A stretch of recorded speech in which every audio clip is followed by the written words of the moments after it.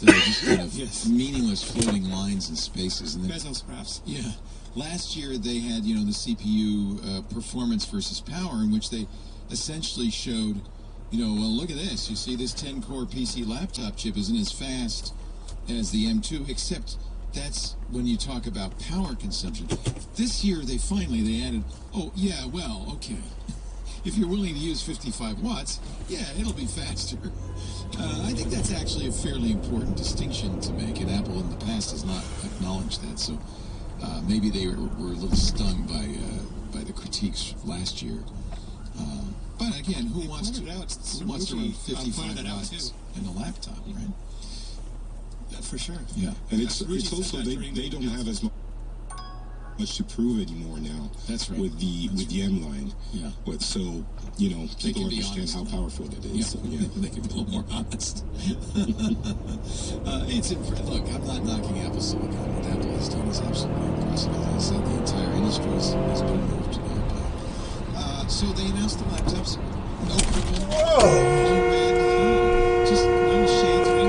But they do have a kind of a blackish one. They might get midnight. Is it? You saw them, right? Did they indigo black? You scared the hell out of me. Okay. I got scared. You pulled right in front of me. I think Microsoft. No, I was just going to work.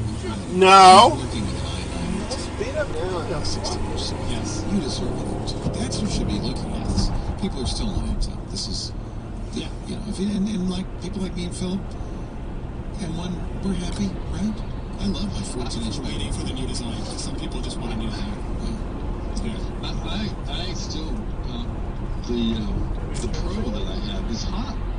It's like The Intel. No, this is an M1 MacBook Pro. It's my. Oh no, there's something wrong with it, Philip. That's not normal.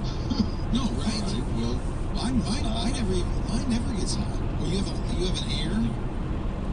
no, I got my wife got the Air. I've got the Pro. The 13-inch I got Pro? the Pro. Yep. Maybe I'm running something in the background that's driving it crazy. It's uploading my pictures or something. I have the Mac Studio. I don't have an Air. I have the MacBook Pro, but I've never even felt it to be warm. What are you designing rocket ships? I'm running a blog. That's it. The notorious. It's a Genshin Impact. The blogs. Apple did show.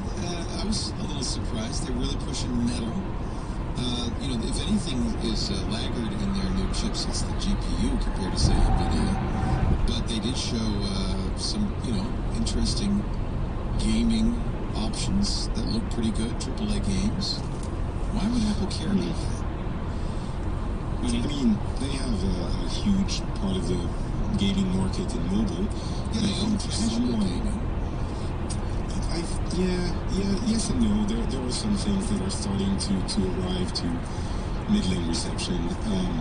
But I think they're thinking, gaming is big, and it's the most important category on the App Store, and it's the thing that generates the more money.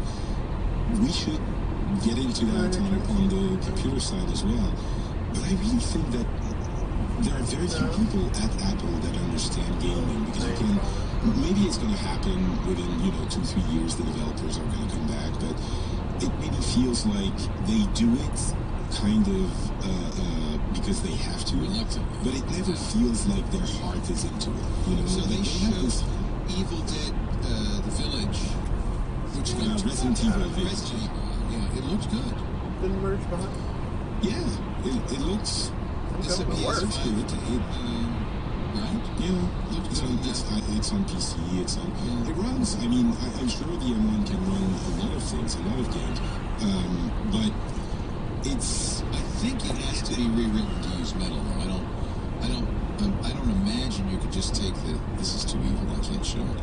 That's disgusting. That's a different thing. It's evil too. Oh my God. I'm sure if the whatever they're using, in that case it's Capcom using the RE engine.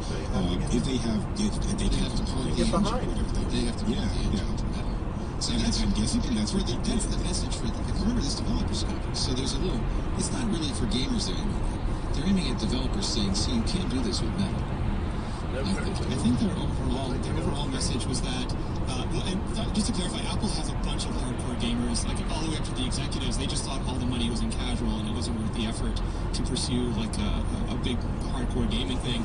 But they're turning around on that, and they're hoping that because people are really comfortable with APUs now on Xbox and PlayStation, that the idea of an SoC is going to be appealing to them, especially because now everything runs on the same cores. So like from iPhone to iPad to Mac, if they get their engines ported over, like if they get Unreal, and maybe not Unreal, but if they get Unity and R8 and all those things ported over, it's much easier to get those studios online, especially if Apple is willing to. They took a huge hit when they went with Metal instead of with like Vulkan or something that would be much easier for them, but they wanted to control the entire pipeline, and it cost them several years, but now they're trying to entice people back with these sorts of things. I have a question. I'm wondering if the new interest in gaming at Apple has anything to do with their plan to come up with goggles, and I'm not sure what the goggles are. Holding it wrong. You adopted, I think the first never to be playing very good. They get the claim. Hold behind it. Man, your turn signal on it. Going straight. Let's go on more. This is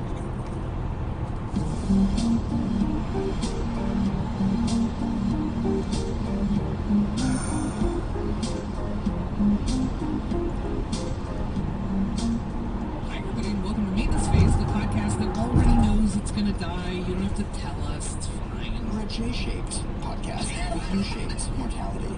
I always thought of us as an apple-shaped podcast. I'm Michael Hobbs. I'm Aubrey Gordon. If you would like to support the show, you can do that at patreon.com/maintenancephase, where you can get bonus episodes like this month's forthcoming bonus episode, where we are doing an awards ceremony. Yes, so we're going to do the best and worst wellness influencers. We're going to do the best and worst wellness trends of 2021, and we have been taking nominations, and we are really excited to dive in and give the smelly moon juice crown to somebody. Why is it smelly? I don't know where I was going with that. I just was talking. I don't know either, but I like it. Okay, we just learned, like 30 seconds before we started recording, that I had switched topics for this week, and I thought that I told you, but I did not in fact tell you.